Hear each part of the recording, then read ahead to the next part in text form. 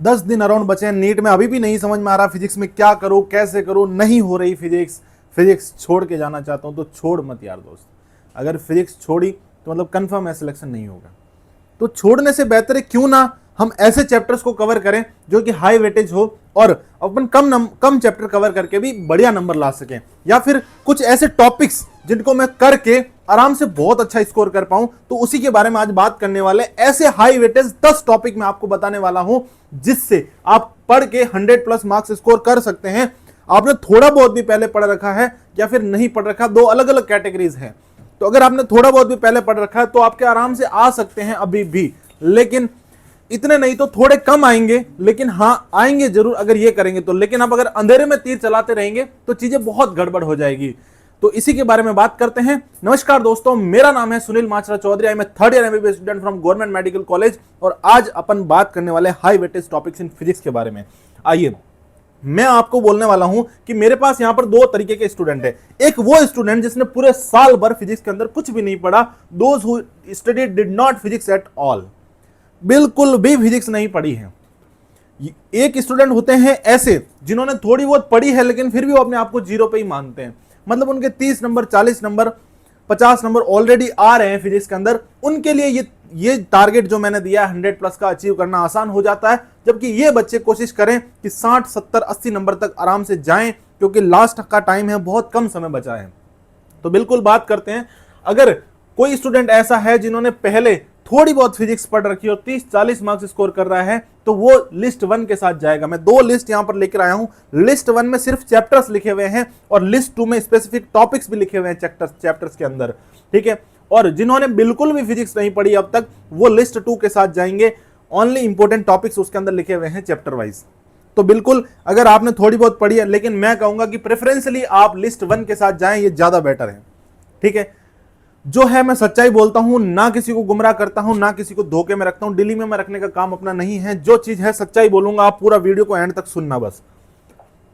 List 1 की मैं बात करूं तो सबसे पहला टॉपिक आता है मॉडर्न फिजिक्स। लिस्ट 1 उनके लिए है जिन बच्चों ने थोड़ा बहुत भी फिजिक्स पढ़ रखा है, देख रखा है, 30 40 50 60 नंबर स्कोर कर रहे हैं। जितना ज्यादा स्कोर करेंगे, 20 नंबर 30 नंबर 40 नंबर 50 नंबर वाले के लिए और आसान है चीजें कवर करना। ये वो सब चैप्टर्स हैं जो आपने कभी ना कभी जीवन में पढ़ रखे होंगे, क्योंकि ये इतने हाई वेटेज है, बच्चे ने सुन रखे होते हैं। मॉडर्न फिजिक्स बच्चा कोई नहीं छोड़ता है, अगर वो छोड़ता है तो वो बच्चा नीट की तैयारी नहीं कर रहा, वो मूर्ख है, ठीक है। मॉडर्न फिजिक्स से 2015 से लेकर के, जो ब्लू कलर में लिखे हैं 2015 से 2025 तक पूछे गए सवालों का नंबर है, और जो येलो कलर में लिखे हैं वो 2025 में पूछे गए सवालों का नंबर है। पूरी मॉडर्न फिजिक्स इतनी छोटी सी है, इतनी आसान है, सिर्फ फॉर्मूला बेस्ड क्वेश्चन आते हैं। अगर फॉर्मूला और थ्योरी कवर है तो यहां पर काम हो जाता है। इससे 2025 में 5 सवाल आए थे, समझ रहे हैं, 20 नंबर तो आपके यहीं पक्के हो रहे हैं। उसके बाद 77 क्वेश्चन आए हैं 2015 से 2025, पिछले 10 सालों में। 10 साल में 77 क्वेश्चन का मतलब है कि एक साल में 7.7 का एवरेज। समझ सकते हैं क्या वेटेज है इस चीज का। उसके बाद दूसरे नंबर पर थर्मल फिजिक्स। मैं कहूंगा 10 दिन आपके पास है और 10 टॉपिक मैंने आपको लिख के दिए हैं यहां पर। 10 दिन 10 टॉपिक, अगर 1-2 टॉपिक छूट जाते तो भी कोई बात नहीं, वो लास्ट वाले छोड़ना, इसी सीक्वेंस में चीजों को कवर करते जाना। एक दिन में क्या मॉडर्न फिजिक्स पढ़ सकते हो? बिल्कुल पढ़ सकते हो। हाँ, मॉडर्न फिजिक्स यहां छूट गई तो सेमीकंडक्टर के साथ कवर कर लो, ग्रेविटेशन के साथ कवर कर लो, क्योंकि मैंने छोटे चैप्टर्स भी तो रखे हैं। यूनिट एंड डायमेंशन के लिए 1 दिन दिया है, ठीक है, काइनेमेटिक्स के लिए 1 दिन दिया है, तो यहां तुम लोग कवर कर सकते हो। थर्मल फिजिक्स से 4 सवाल 2025 में और 62 सवाल 10 साल में। करंट इलेक्ट्रिसिटी से 3 साल फिक्स है, 3 सवाल फिक्स है भाई। हर साल 3 से 4 क्वेश्चन करंट इलेक्ट्रिसिटी से कोई नहीं छीन सकता, कोई नहीं, हर साल ये फिक्स रहते हैं। सेमीकंडक्टर 2 सवाल, ग्रेविटेशन 3 सवाल, यूनिट एंड डायमेंशन 3 सवाल। यूनिट एंड डायमेंशन से रिसेंट ईयर्स में बहुत क्वेश्चन पूछे जा रहे हैं, गलती से भी छोड़ने की कोशिश मत करना। यूनिट एंड डायमेंशन हो गया, ईएम वेव हो गया। इलेक्ट्रोस्टैट से 2 सवाल, मैग्नेटिक इफेक्ट से 2 सवाल, काइनेटिक्स से 2 सवाल, 25 का पेपर बता रहा हूं, और रे ऑप्टिक्स में 2 सवाल। बाकी तो आप एवरेज निकाल ही सकते हैं। तो मेरे कहने का मतलब है, अगर आप सिर्फ ये टॉपिक्स करके जाते हैं तो भी आपका काम बहुत अच्छे से हो जाएगा। मैं आपको बताता हूं, 2025 का नीट दिया था, मेरा एक जूनियर है उसने, और हाँ वो सेलेक्ट होकर आया, लेकिन उसके फिजिक्स में मैंने जब उसके मार्क्स पूछे तो उसने मेरे को बताया 70 मार्क्स आए थे सर। मैंने कहा 70 मार्क्स पे तू सेलेक्ट होकर इतनी अच्छी कॉलेज में आ गया है? तो उसने कहा बिल्कुल सर, बायो और केमिस्ट्री में अच्छे मार्क्स थे। तो बिल्कुल ऐसा नहीं है कि आपके 150 नंबर आएंगे तभी आप सेलेक्ट हो पाएंगे। 2025 में लिटरली 70 मार्क्स, क्योंकि कट ऑफ कम गई थी, पेपर हार्ड था, तो 70 मार्क्स पे वो सिलेक्ट होके आया। मतलब अगर आप इतना काम करते हैं तो भी आपका सिलेक्शन वाला लेवल हो जाएगा। अगर नीट 2025 जैसा पेपर आता है और लगभग वैसा ही पेपर आएगा तो बिल्कुल अगर आप ये भी करके जाते हैं तो डेफिनेटली आपका काम हो जाएगा। यानी मैं कह सकता हूं जो मैंने 10 टॉपिक बताया लिस्ट ए के अंदर, लिस्ट फर्स्ट के अंदर, उससे टोटल अब तक 2025 के पेपर में 28 क्वेश्चन पूछे गए।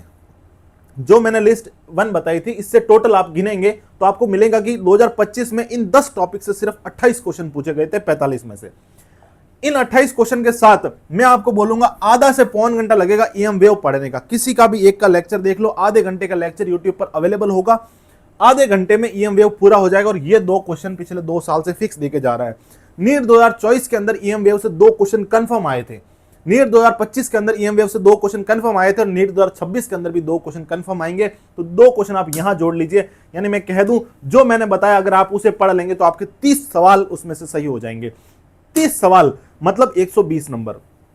अब आपने 30 सवालों का कंटेंट पढ़ा है। किसी बच्चे के तो 30 के 30 सही होंगे, किसी के 25 होंगे तो 100 नंबर आ जाएंगे, किसी के 24 होंगे तो 95 आ जाएंगे और किसी के 28 क्वेश्चन सही होंगे तो 112 नंबर आ जाएंगे। ठीक है, किसी के 27 सही होंगे तो 108 नंबर आ जाएंगे। तो मतलब 100 प्लस का काम तो अपना है इन चैप्टर्स को करके। कुछ क्वेश्चन गलत करने के बाद भी 100 नंबर का काम है। इसलिए मैं कह रहा हूं सारे के सारे बच्चे दिन का एक चैप्टर तो यार आप लोग कर ही सकते हो। फिजिक्स में लास्ट में कुछ चैप्टर्स तो आपने पहले से पढ़ रखे होंगे तो उनका रिवीजन कर लो, और कुछ चैप्टर नए पढ़ने तो एक दिन में कर सकते हो यार। किसी का भी वन शॉट देखो, 1 से 1.5 घंटे का मैं माइंड मैप सीरीज चला रहा हूं, माइंड मैप का लेक्चर देखो आप, उसके बाद पीवाईक्यू कर लो, डन चैप्टर। तो बिल्कुल आप कर सकते हो, बहुत आसानी से कर सकते हो। दिन का एक चैप्टर बोल रहा हूं बस 10 दिन तक, ठीक है। और दिन का एक चैप्टर करने का मतलब है मॉडर्न फिजिक्स आज किया तो साथ के साथ आज फॉर्मूला शीट भी बना लो, क्योंकि लास्ट दिन रिवाइज भी करना है। और अगर मान लो आपसे 8 दिन तक ही फॉलो हुआ, 2 चीजें नहीं हुई तो कोई बात नहीं, 100 प्लस तो फिर भी आएंगे। इसलिए कह रहा हूं इनको एक बार इसी सीक्वेंस में फॉलो करके देखना। अब वो बच्चे जो एकदम खत्म हैं, लिस्ट 2 वाले, जिन्होंने कभी फिजिक्स देखी ही नहीं है, वो चाहते हैं कि मेरे को फिक्स टॉपिक बता दो, मैं पूरा करंट इलेक्ट्रिसिटी भी नहीं पढ़ना चाहता हूं, तो करंट इलेक्ट्रिसिटी के अंदर सिर्फ ये 2 टॉपिक पढ़ लो, कॉम्बिनेशन ऑफ रेजिस्टेंसेज और किरचॉफ लॉ। ऐसे करके मैं 10 चैप्टर के अंदर पर चैप्टर 2-2 टॉपिक बताऊंगा, टोटल 20 टॉपिक्स बताऊंगा, जिससे आपको अच्छे खासे क्वेश्चन देखने को मिल जाएंगे। ये उनके लिए है जो बच्चा पूरा चैप्टर नहीं पढ़ना चाह रहा। मैं हमेशा यही एडवाइस करूंगा, अगर पढ़ रहे हो तो पूरा चैप्टर पढ़ के जाओ। टॉपिक्स तो हाँ, इन टॉपिक्स पर फोकस कर लो, लेकिन अगर किसी को लगता है कि भैया मुझे कुछ नहीं करना, सिर्फ ये करना है, तो बिल्कुल आप ये करके जाइए, आपका फिर भी अच्छा स्कोर आएगा। लगभग 99% चांसेस हैं कि करंट इलेक्ट्रिसिटी क्वेश्चन इन्हीं चैप्टर से, इन्हीं टॉपिक से आता है। ये पीवाईक्यू एनालाइज मैंने अच्छे से किए हैं, तब मैं बोल रहा हूं, तुक्का नहीं लगा रहा हूं आकर के। रे ऑप्टिक्स के अंदर refraction at spherical surface, prism या टीआईआर, बहुत important topic. Semiconductor logic gate, guaranteed 100%, 200% सवाल इससे आता ही आता है, कोई नहीं छीन सकता। डायोड से क्वेश्चन आता है। एनर्जी स्टोर्ड इन कैपेसिटर, किसके अंदर, पोटेंशियल और कैपेसिटेंस वाले चैप्टर के अंदर एनर्जी स्टोर्ड इन कैपेसिटर का क्वेश्चन आता है, हाफ सीवी स्क्वायर वाला। Potential due to system of charges, बिल्कुल क्वेश्चन पूछा जाता है। सिस्टम ऑफ चार्जेस की वजह से जो पोटेंशियल के फॉर्मूला है सारे रट लीजिए। नेक्स्ट ये 6 चैप्टर और बताए मैंने, alternating current, gravitation, unit measurement, EM wave, dual nature और एटम, ये सारे टॉपिक्स इनके अंदर लिख लीजिए। ईएम वेव के अंदर 2 टॉपिक बताए हैं, इन दोनों से ही 2 क्वेश्चन आना फिक्स है, ठीक है। इस तरीके से यहां पर मैंने एरर बताया, एरर से क्वेश्चन आना फिक्स है। इस तरीके से एटॉमिक स्पेक्ट्रम से क्वेश्चन आता ही आता, आइंस्टाइन की फोटो इलेक्ट्रिक इक्वेशन से क्वेश्चन आता ही आता है। तो ये सब वो चीजें हैं जहां से, ये देखो वोल्टेज अक्रॉस एलसीआर, कौन क्वेश्चन खा सकता है, पीवाईक्यू जाके चेक करो। तो ये टॉपिक वो है जहां से 100% क्वेश्चन आता ही आता है। मतलब मैं बोलूंगा कि जो 20 टॉपिक्स मैंने बताए हैं 10 चैप्टर के, उनसे अराउंड 15 से 17 क्वेश्चन पूछे जाएंगे, ठीक है। 20 टॉपिक है, वैसे तो ज्यादा भी आ सकते हैं, लेकिन 15 से 17 क्वेश्चन में मिनिमम कंडीशन मान के चल रहा हूं, तो आपके 60-70 नंबर इससे आ जाएंगे। 1-2 चैप्टर आपने पहले पढ़ रखे होंगे, थोड़ा बहुत करेंगे तो आप लगभग 20 क्वेश्चन करके आ जाएंगे। 20 क्वेश्चन कर लेंगे तो 80 नंबर का काम वहां हो जाएगा। और 2025 जैसा पेपर आया और कट ऑफ कम गई तो आपका सिलेक्शन यहां भी होने के चांसेस हैं। नेक्स्ट मैं बात करता हूं what I recommend, what I suggest. मैं क्या रिकमेंड करता हूं, मैं यही रिकमेंड करता हूं, go with the full chapter instead of topics. मैं कह रहा हूं अगर आप 20 टॉपिक ना करके सिर्फ 5 चैप्टर करना चाह रहे हैं तो मैं आपको बताता हूं, मॉडर्न फिजिक्स, सेमीकंडक्टर, इन सब की लिस्ट बना लेना। मैं आपको बना के दे देता हूं, देखो मॉडर्न फिजिक्स, ये 5 चैप्टर कर लेना। अगर वो टॉपिक नहीं करना चाह रहे तो 5 चैप्टर तो 10 दिन में कर ही सकते हो यार। Semiconductor, gravitation, modern physics, semiconductor, gravitation, current, electricity और इलेक्ट्रोस्टेट, ये 5 टॉपिक तो कर ही लेना। इनसे आपको लगभग 6 सवाल, 3 सवाल, 3 सवाल, 3 सवाल और 3 सवाल, तो लगभग आपको इनसे कितने मिल जाएंगे, 9, 9 और 9 18 question, 18 question plus 2 question EM wave के। ईएम वेव तो आप आधे घंटे में कहीं पे भी घूमते घूमते भी पढ़ सकते हो, तो मतलब लगभग 80 नंबर का काम इन चैप्टर से भी हो जाएगा। ठीक है, तो ये चैप्टर तो आप डेफिनेटली करके जाएं अगर वो 20 टॉपिक नहीं कर रहे हैं तो। अगर 20 टॉपिक कर रहे हैं तो अच्छी बात है, वहां ज्यादा चांसेस है। ठीक है, नेक्स्ट में बात करता हूं।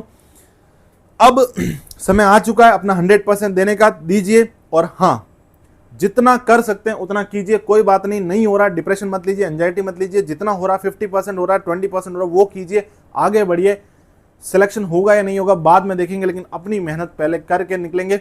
ठीक है, इन्हीं शब्दों के साथ मैं अपनी वाणी को विराम देता हूं। Thank you guys, all the best for NEET 2026। लगे रहो, बढ़ते रहो, पढ़ते रहो।